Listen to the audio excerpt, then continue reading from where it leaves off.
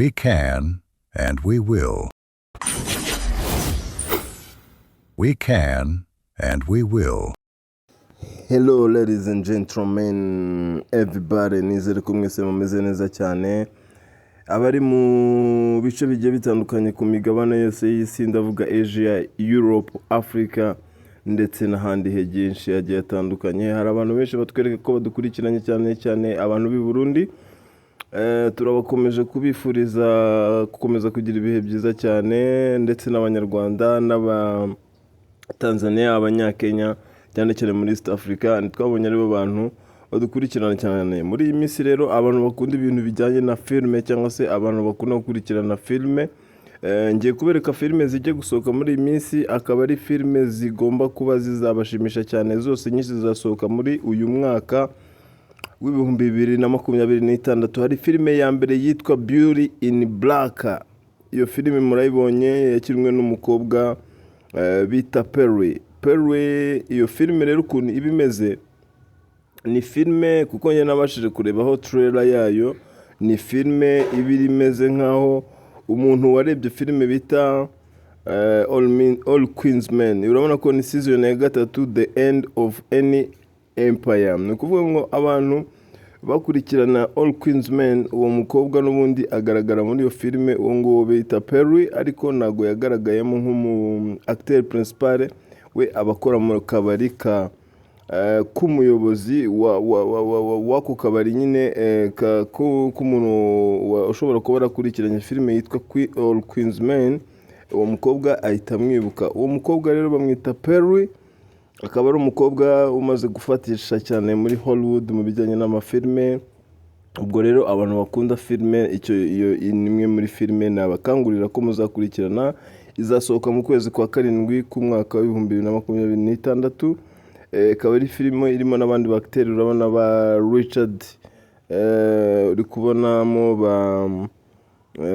ba Felix Handsome, bose barimo.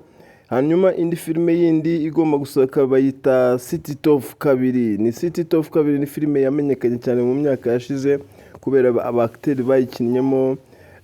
Harimo abakteri bagera muri 4 b'abakobwa. Abari filime ikinwe nk'urwego rw'ubujura bwo kwiba banke, igaragaza nyine igihe kera abacakara ukuntu babagaho mu buryo bwo gushaka amafaranga. Iyo filime izagaragaramo abakteri uko ari 4.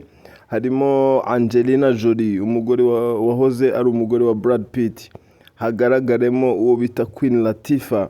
Queen Latifah akaba ari umu MC, akaba ari umurapeze, akaba ari umuproducer w'indirimbo, akaba ari umusongwriter, akaba n'umu actrice wa filme. Iyo filme rero City Top 2 nayo izasohoka mu kwezi gutaha kwa 4 umwaka wa 2026. Nimba warayikunze rero, ubwo uzakurikirana season ya 2 ntizagucike.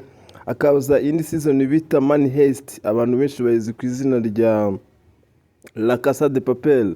La Casa de Papel akaba ari filime nayo ikozwe mu rwego rw'ubujura bwo kwiba banke. Igice cyayo kindi muzi ko byarenze kwiba banke. Urumva bagiye kwiba banke ariko ntibiba amafaranga, ahubwo bageramo bo barayakora, bikorera amafaranga barayatwara.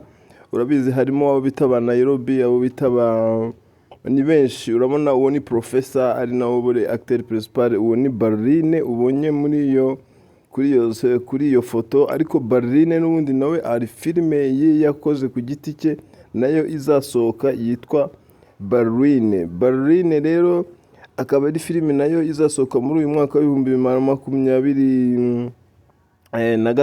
Akaba ari filime rero nimba warayikunze ugomba guyikurikirana. Urabona ko izasohoka coming soon, yakozwe na Netflix akaba ariyo sponsorije, akaba ari nayo izayituma ibasha kuba yagera ahagaragara kugira ngo abantu babashe kuyikurikirana. Ikindi nakubwira kuri Barline ni izaba ari season ya kangahe, kuko hasohotse season ya mbere, ubu ni season ya 2 izasohoka vuba cyane. Indi filime nakubwira ni filime yitwa City Top. Yo irimo abactrice benshi. Reka wenda mbasubiriremo amazina yabo kuko amazina yabo arahari. Indi filime nakubwira izasohoka ni filime bita Love Jones. Love Jones akaba ari filime ishingiye ku rukundo, ariko akaba ari filime nyine urukundo akaba ari filime ishingiye ku rukundo, ariko urukundo rurimo uburyarya, kubera ko aba ari abagiteri babiri uri kubabona, wenda mu kanya urazo urebe kava yayo. Abagiteri bariho bose baba bakundana, ariko ubwabo bacana inyuma ubwabo, kandi harimo abavandimwe babiri. Iyo ngiyo irimo uriya musore nyine ariwe nakubwiraga cyane wakinnye iriya filime. Hanyuma indi filime wenda twasorezaho ku bantu bakunda filime zizashimisha abantu bose bakurikirana ibintu bijyanye na filime, cyane cyane abantu bakunda filime z'urukundo, abakunda filime za action, mbese mwebwe ntimuzacikwe cyane. Hanyuma iyo ni Black TV n'ubundi nk'ibisanzwe, tubagomba kubagezaho byinshi bigiye bitandukanye. Izo filime rero muzitegereze, zose zizasohoka muri uyu mwaka wa 2026. Icyo nagukangurira wowe, kora subscribe, torakora subscribe, ukore share, like, comment, usangize na bagenzi bawe. Duhari kubera mwebwe. Abayisilamu mwese mukomeze mugize igisibo cyiza cyane, kandi Imana ibakirira ubusabe bwanyu.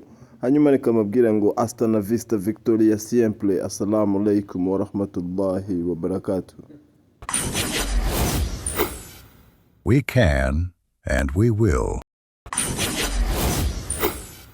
We can, and we will.